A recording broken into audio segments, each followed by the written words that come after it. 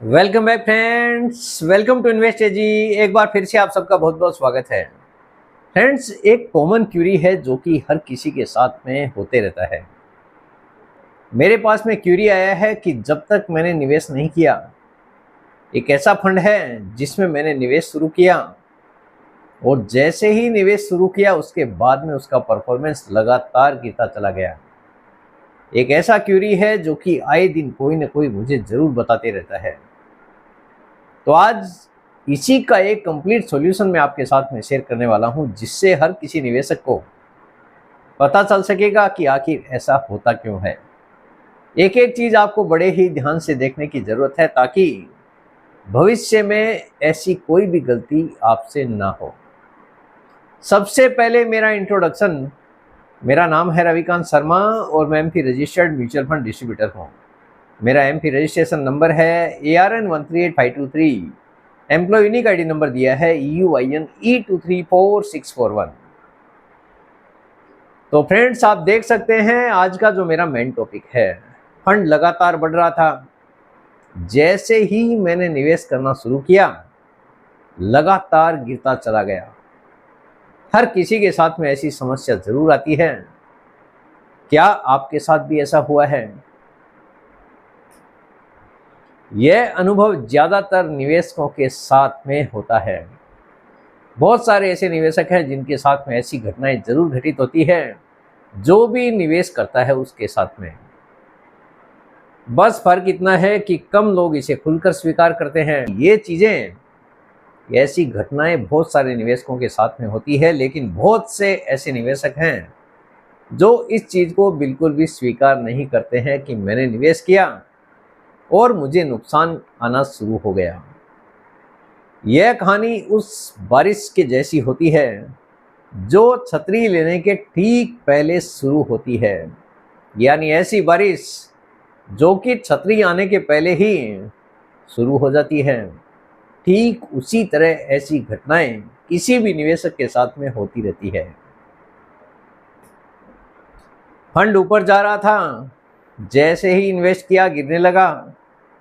क्या ये सिर्फ मेरे साथ हुआ है? बहुत सारे ऐसे निवेशक हैं जिनके साथ में ऐसा होते रहता है। जब हम किसी फंड का चार्ट देखते हैं, वो लगातार ऊपर जाता हुआ दिखाई देता है। आपने भी हो सकता है कभी न कभी किसी का चार्ट जरूर देखा होगा। तो आप जब भी चार्ट देखते हैं तो आपको ऐसा लगता है कि फंड तो लगातार बढ़ते जा रहा है, कहीं मेरी गाड़ी छूट गई तो क्या होगा।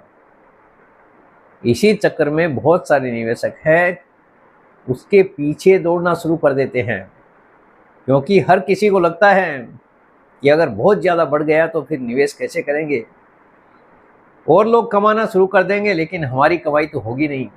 तो बेटर है मैं आज ही चलती गाड़ी के अंदर बैठ जाता हूँ, क्योंकि गाड़ी काफ़ी तेज़ दौड़ रही है, तो क्यों न मैं भी इस सफ़र का पूरा फ़ायदा उठा सकूँ।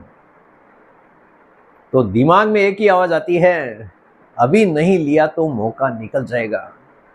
यानी हर कोई चाहता है कि चार्ट देखा है, फटाफट पैसा भी बन रहा है, क्यों ना मैं भी अपने हाथ में ये मौका ले लूं, अदरवाइज मेरे हाथ से मौका छूट सकता है।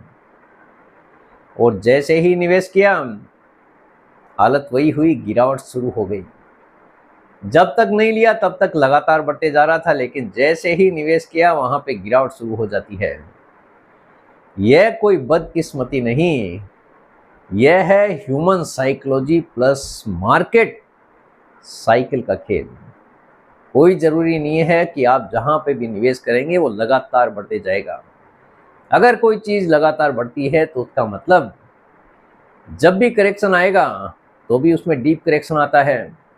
अगर लगातार तेजी आएगी तो वहाँ पे करेक्शन आना भी स्वाभाविक है। ऐसा क्यों महसूस होता है? हम अक्सर टॉप पर एंट्री लेते हैं। ज़्यादातर निवेशकों को मैंने भी देखा है। फिलहाल सिल्वर और गोल्ड के बारे में भी, जब तक नीचे था लोग सोच रहे थे कि निवेश करूं कि नहीं करूं, लेकिन आज इतना ऊपर लेवल आ चुका है तो आए दिन कोई न कोई मैसेज जरूर करते रहता है। लेकिन बाजार के बारे में कोई भी नहीं बता सकता कि कल क्या होने वाला है। सिल्वर कितना बढ़ेगा, गोल्ड कितना बढ़ेगा, ये कोई नहीं जानता है।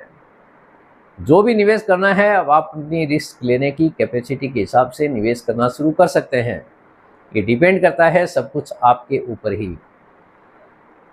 ऐसा हर किसी को महसूस हो रहा है कि सिल्वर की गाड़ी कहीं छूट ना जाए, गोल्ड की गाड़ी कहीं छूट ना जाए, क्योंकि काफ़ी तेज गति से पैसा बनते आ रहा है। ऐसा क्यों महसूस होता है? हम अक्सर टॉप पर एंट्री लेते हैं जब कोई फंड लगातार 1-2 साल तक अच्छा परफॉर्म करता है। मीडिया, यूट्यूब, रैंकिंग वेबसाइट, सब जगह उसी की चर्चा होती है। जैसा कि आप सुन भी रहे हैं, आजकल जो चीज़ चल रही है सब जगह उसी की चर्चा होती रहती है। उसी समय हम निवेश करते हैं और अक्सर वही समय होता है जब थोड़ा करेक्शन आना तय होता है। यानी ज़्यादातर लोगों के कानों में वही चीज़ ज़्यादा गूंजती है जहाँ पे करेक्शन आना शुरू हो सकता है। इसीलिए कोई भी निवेशक तेजी के अंदर निवेश करना शुरू कर देता है। यानी जो चीज़ काफ़ी तेज गति से बढ़ रही है, पैसा वहीं पे लगाना शुरू कर देता है। बाजार सीधी लाइन में कभी नहीं चलता है, आपने देखा भी है। बाजार अगर ऊपर गया है तो नीचे भी आता है, और नीचे गया है तो ऊपर भी जाता है। तो ये बाजार का साइकिल है जिसको हर कोई समझ नहीं पाता है। मार्केट का स्वभाव है चढ़ाव प्लस उतराव। अगर ऊपर जाएगा तो नीचे भी आएगा। अगर कोई फंड 30 से लेके 40% बढ़ चुका है तो 10 से लेके 15% तक की गिरावट तो एक नॉर्मल आप कह सकते हैं। यानी जो चीज़, जो स्टॉक, जो फंड जितना ज़्यादा तेज़ी से बढ़ता है, गिरावट भी उतनी ही तेज़ी से आती है। अगर 30-40% बढ़ जाता है तो 10-15% का करेक्शन आना कोई बड़ी बात नहीं है। लेकिन निवेश करने के बाद हर छोटी गिरावट भी हमें बड़ी लगने लगती है, क्योंकि हर किसी को अपना पैसा प्यारा होता है। नुकसान थोड़ा भी बर्दाश्त कोई करना नहीं चाहता है। गिरावट अगर आएगी तो हर किसी को लगेगा अरे इतना नुकसान हो गया, इतना मेरा पैसा डूब गया। लेकिन आपको एक चीज़ दिमाग में रखनी है कि पैसा डूबता उसी का है जो उसको डुबाना चाह रहा है। यानी आपका जो लॉस है वो पूरी तरह से पेपर पे है। जब तक आप उससे पूरी तरह से एग्जिट नहीं करेंगे तब तक आपको नुकसान नहीं होने वाला है। यानी पेपर पे है, जो भी लॉस आपका प्रॉफिट है या फिर हो लॉस, दोनों ही पेपर के ऊपर है। अगर आपने प्रॉफिट बुक कर लिया तो आपके लिए प्रॉफिट है, और अगर आपने लॉस बुक कर लिया तो आपके लिए लॉस है। ये सब चीज़ें आपको पहले ही पता कर लेनी है कि आप नुकसान कितना बर्दाश्त कर सकते हैं। फ़ायदा हर कोई बर्दाश्त कर लेता है, तो हर छोटी गिरावट भी हमें बड़ी दिखने लग जाती है। भावनाएं तर्क पर हावी हो जाती है। यानी एक आम आदमी की भावनाएं हैं किसी भी तर्क के ऊपर हावी हो जाती है। निवेश से पहले हम कहते हैं कि हमने जो इन्वेस्टमेंट किया है वो लंबे समय के लिए है, लेकिन जैसे ही गिरावट आती है हम उसमें टेंशन में आ जाते हैं और सोचते हैं निवेश तो लंबे समय के लिए किया था, लेकिन बाजार में गिरावट आ गई तो क्या करें। अभी जितना दिन टिकेंगे उतना ही नुकसान बढ़ते जाएगा, तो बेटर है अपना माल पूरी तरह से बेचकर एग्जिट कर लेता हूं ताकि मेरा नुकसान कम से कम हो। एक आम आदमी सबसे ज़्यादा गलती ऐसे ही समय करते हैं जब बाजार में गिरावट आती है। निवेश से पहले हम कहते हैं लॉन्ग टर्म के लिए है, लेकिन निवेश के बाद पूरी तरह से सोच बदल जाती है। रोजाना एनएवी चेक करेंगे, रात को सोते समय देखेंगे आज बाजार में क्या हुआ, मेरा कितना नुकसान हुआ, मेरा कितना फ़ायदा हुआ। ज़्यादातर बाजार में गिरावट आती है उस समय लोग ज़्यादा देखना शुरू कर देते हैं। हर गिरावट पर घबराहट शुरू हो जाती है कि आज इतना पैसे का नुकसान हो गया, क्या करें, रुकें या फिर निकल जाएं। हर किसी के दिमाग में डेली आता है, डेली सोच बदलती रहती है।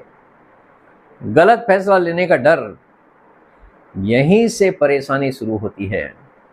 यानी एक आम निवेशक बाजार की गिरावट को देखकर काफ़ी हद तक घबरा जाता है और सोचता है कि मैंने यहाँ पे निवेश क्यों कर दिया। अपने ही पैसे का नुकसान करने के लिए वो तैयार हो जाता है और पूरी तरह से एग्जिट करने के प्लानिंग के पीछे लग जाता है। तो आपको ऐसी गलती करने से बचने की ज़रूरत है। अगर आप कुछ भी निवेश करते हैं तो आपके पास में लंबा समय होना ज़रूरी है, ना कि डेली ट्रैक करने वाला समय हो। अगर आप डेली ट्रैक कर रहे हैं तो आप ज़्यादा समय तक टिक नहीं पाएंगे। क्या ये आपके साथ ही होता है? ज़्यादातर निवेशक सोचते हैं कि मैंने निवेश किया और बाजार में गिरावट आ गई। तो आपको ये जानना ज़रूरी है कि ये केवल आपके साथ ही नहीं होता है, ये ज़्यादातर निवेशकों के साथ में होता है। ये लगभग 90% निवेशकों के साथ में होता है। तो आपको ज़्यादा चिंता करने की ज़रूरत नहीं है, क्योंकि ये 90% लोगों के साथ में होता है। यह कोई बदकिस्मती नहीं, बल्कि बिहेवियरल फाइनेंस की सच्चाई है। ऐसा बाजार में होते आया है और आगे भी ऐसा होता रहेगा। ऐसे समय में सही निवेशक क्या करता है, ये भी आपको समझने की ज़रूरत है कि निवेशक सही होता है वो क्या सोचता है और क्या करता है। समय देता है, घबराता नहीं है। अच्छे इक्विटी फंड को कम से कम 3 से लेके 5 साल का समय देना जरूरी है। यानी अगर आपने कुछ भी निवेश किया है तो आप डेली ट्रैक करना छोड़ दीजिए और 3 से लेके 5 साल का समय चुपचाप बैठे रहिए। बाजार में क्या होता है उसको आप साइड में करते जाइए, क्योंकि अगर आप डेली देखेंगे तो लंबे समय तक टिक पाना हर किसी के लिए मुश्किल हो जाता है। नंबर 2 देखिए, जो एसआईपी जारी रखता है। गिरते बाजार में एसआईपी का मतलब है कम दाम पर ज़्यादा यूनिट्स। यही आगे चलकर बड़ा रिटर्न आपके लिए बनाती है। तो जो भी एसआईपी है उसको बंद करने की गलती बिल्कुल ना करें। जितना बाजार गिरेगा उतना ही आपको लंबे समय में बड़ा फायदा बनकर मिल सकता है। अगर आप अपनी एसआईपी कंटिन्यू कर पाते हैं तो आपके लिए बड़ा फायदेमंद साबित हो सकता है। ये कोई गारंटी नहीं है, क्योंकि सब कुछ डिपेंड करता है बाजार के ऊपर। नंबर 3 देखिए, फंड नहीं अपनी गलती जांचता है। यानी जो निवेशक फंड की कोई गलती नहीं है। अगर अपनी गलती आप देखेंगे तो ही आपके लिए फ़ायदा है, क्योंकि फंड का काम तो परफॉर्मेंस देना है, जो कि डिपेंड करता है बाजार के ऊपर। खुद से पूछिए, क्या लक्ष्य साफ है? आपने जो टारगेट डिसाइड किया था वो पूरी तरह से साफ है? आप उस पर अडिग हैं, या फिर बाजार की गिरावट को देख के आपका कॉन्फिडेंस डगमगा चुका है? यह आपको अपने आप से पूछने की ज़रूरत है। समय अवधि सही है, यानी आपने जो टारगेट डिसाइड किया था वो सही है। फंड कैटेगरी आपने जो चुनी थी क्या वो सही है? आपने जो फंड कैटेगरी लिया है क्या वो आपके लिए परफेक्ट बैठता है? अगर जवाब हाँ है तो पैनिक की बिल्कुल भी ज़रूरत नहीं है। आपको छोड़ देना है लंबे समय के लिए। लंबे समय का मतलब होता है कम से कम 5 साल। 5 साल या उससे ज़्यादा के लिए अगर आप निवेश करेंगे तो आप उम्मीद कर सकते हैं कि आपके लिए फ़ायदेमंद हो सकता है। सब कुछ डिपेंड करता है बाजार की परफॉर्मेंस के ऊपर। निवेश के बाद गिरावट आना गलत निवेश का सबूत नहीं होता है, बल्कि निवेश यात्रा की शुरुआत होती है। किसी भी निवेशक के लिए अगर आपने कुछ भी निवेश किया है तो आप इमीडिएटली प्रॉफिट की उम्मीद नहीं कर सकते। ये हर एक निवेशक के साथ में होता है। ये बाजार का स्वभाव है, ये फंड का स्वभाव है। अगर आपने निवेश किया है तो उसका नीचे आना भी स्वाभाविक है। तो जो भी निवेश करना है लंबे समय की टारगेट के साथ ही निवेश करने की ज़रूरत है। यानी आपके पास अगर पेशेंस नहीं है तो आप लंबे समय तक टिक नहीं पाएंगे। निष्कर्ष देखिए क्या निकलता है। अगर आपका फंड निवेश के बाद गिर रहा है तो शायद आप गलत नहीं बल्कि सही समय पर सीख रहे हैं। यह आपके लिए फ़ायदेमंद है। अगर बाजार में गिरावट आ रही है इसका मतलब आप सही समय पर सीखने की कोशिश कर रहे हैं, सीख रहे हैं। धैर्य, अनुशासन और समय, यही निवेश की असली ताकत है। अगर ये सब चीज़ें आपके पास में हैं तो आप अच्छा पैसा बनाने की उम्मीद कर सकते हैं। तो फ्रेंड्स, मेरे हिसाब से हर किसी को समझ में आ गया होगा कि ऐसे समय में आपको आखिर करना क्या है। उम्मीद करता हूँ आपको आज का ये वीडियो पसंद आ गया होगा। वीडियो अगर पसंद आ गया, वीडियो को लाइक करना, शेयर करना बिल्कुल मत भूलिए। बेल आइकन पे ज़रूर क्लिक करके रखिए। चैनल को ज़रूर सब्सक्राइब करें। जितने ज़्यादा लोगों के साथ में हो सके शेयर कीजिए, ताकि हर किसी को इसका बेनिफिट मिल सके।